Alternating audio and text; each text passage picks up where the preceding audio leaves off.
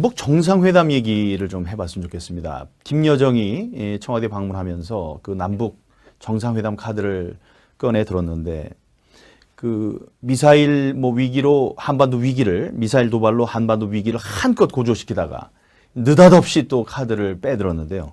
그 북한의 진짜 속내는 뭐라고 보십니까?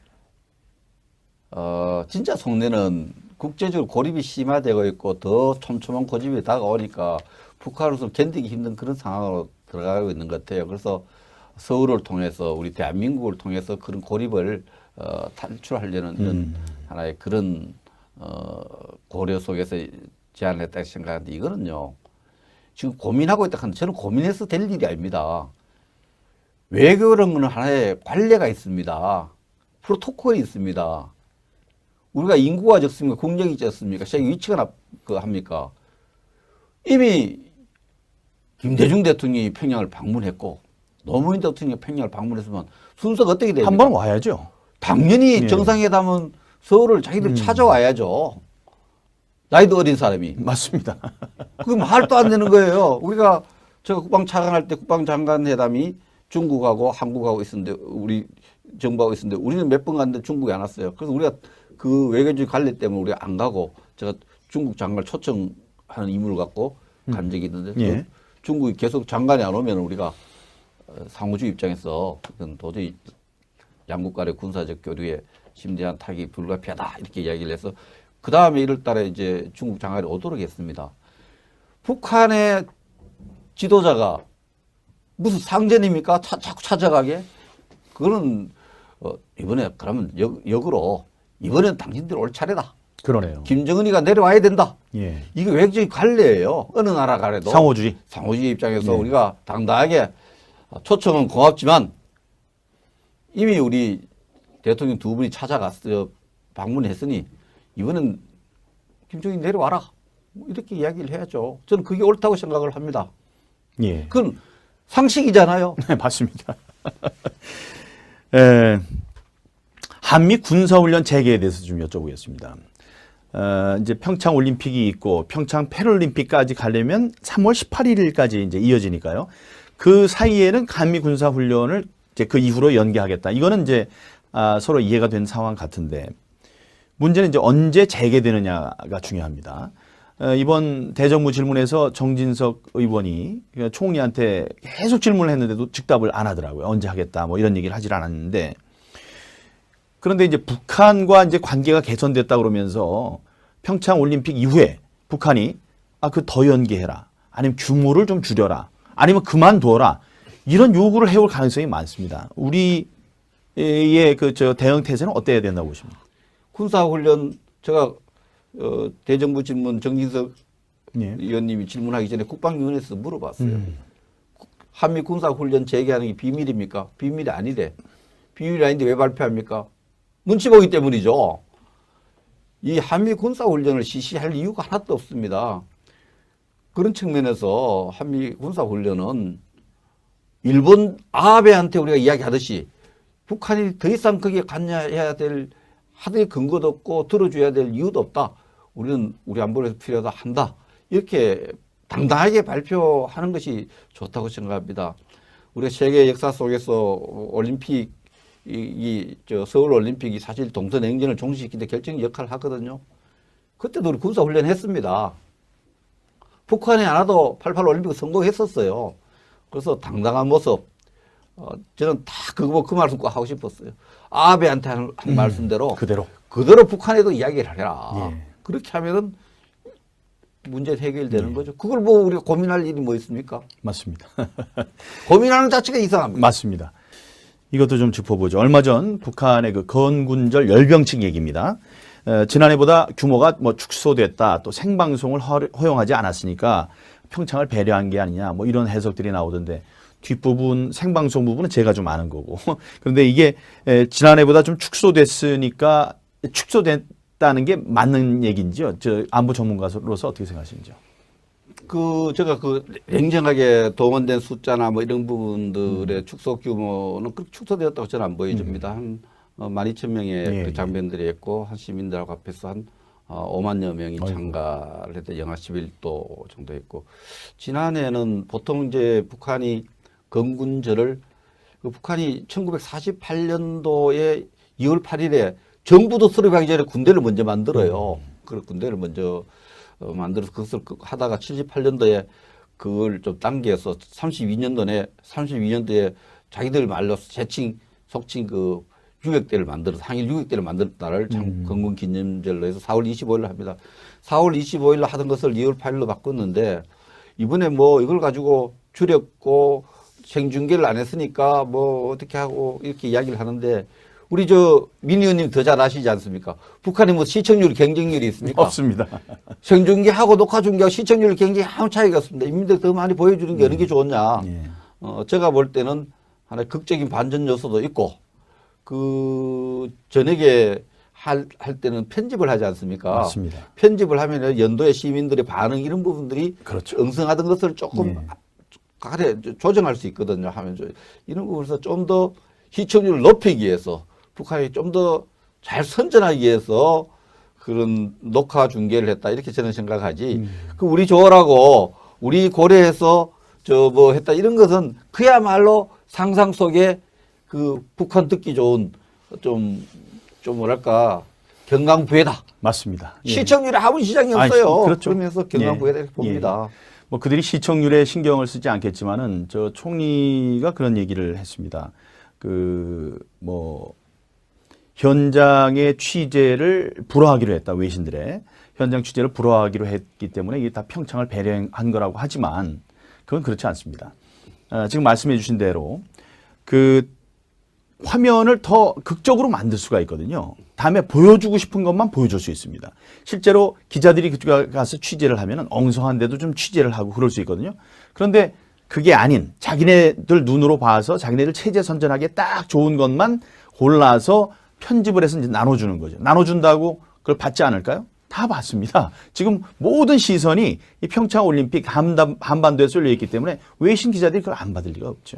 그 열병식, 우리가 이제 휴전 협정이니까 이제 기술적으로는 아직도 전쟁 중에 있는 우리나라인데 이제 핵을 갖춰서 대한민국과의 체제 전쟁에서 자기네들이 이겼다. 군사적으로도 이겼다. 이거를 선언하는 그런 열병식이 아니었나. 이제 자기네들은 분명히 그렇게 생각할 것 같다. 그런 생각이 들었습니다. 그래서 참지연 악단들을 보내고요. 다음에 평창에 그 인공기가 펄럭이게 하고 이런 모든 게 그들의 해석은 그렇게 하지 않을까. 그런 뭐 생각을 저는 했습니다. 그래서 이제 국민들이 다 알아요. 우리 정부도 다 안다 그래요.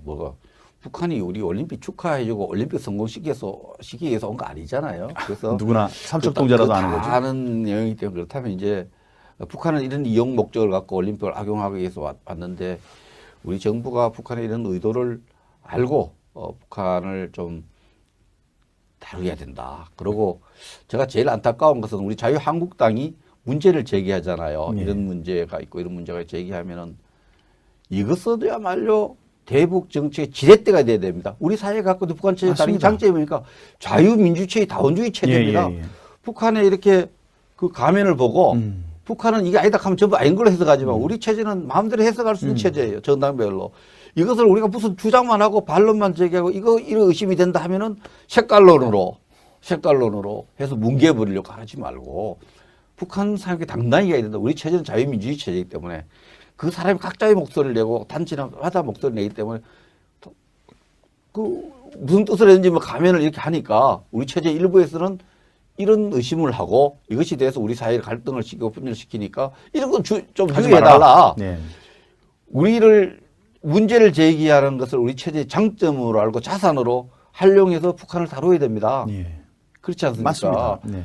그래서 우리가 미국에 뭐 정책을 요구할 때 미국도 계속 그 시민단체라든지 뭐 이익단체들이 많지 않습니까? 이익단체를 내셔서 정책을 자기들 입장 관철 차기듯이 우리도 북한을 다룰 때 정부와 다른 입장을 가진 정당 또 이런 전문가들 입장을 언론에 비슷하게 등장을 시키는 겁니다. 해서 그것을 망치게 하는 것이 아니라 북한을 교육시키는 겁니다.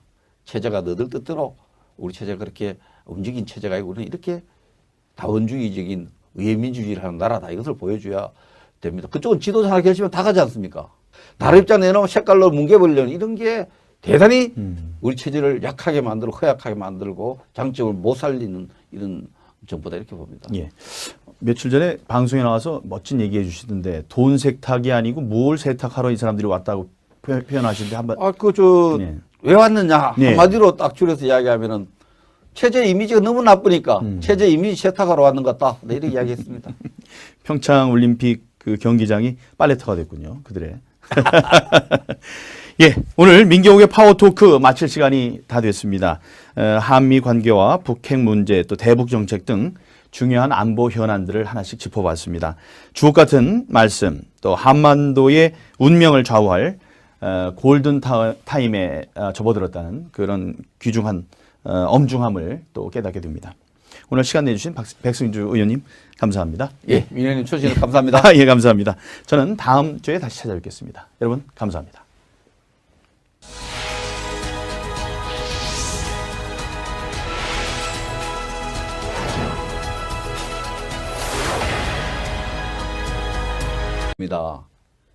우리가 인구가 적습니까? 국력이 적습니까? 세계 위치가 합니까? 이미 김대중 대통령이 평양을 방문했고 노무현 대통령이 평양을 방문했으면 순서가 어떻게 됩니까? 한 번 와야죠. 당연히 예. 정상회담은 서울을 자기들 찾아와야죠. 나이도 어린 사람이. 맞습니다.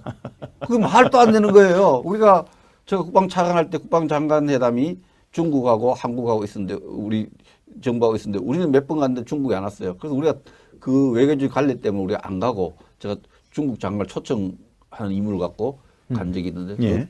중국이 계속 장관이 안 오면 우리가 상호주 입장에서 이건 도저히 양국 간의 군사적 교류에 심대한 타격이 불가피하다 이렇게 이야기를 해서 그 다음에 1월 달에 이제 중국 장관이 오도록 했습니다.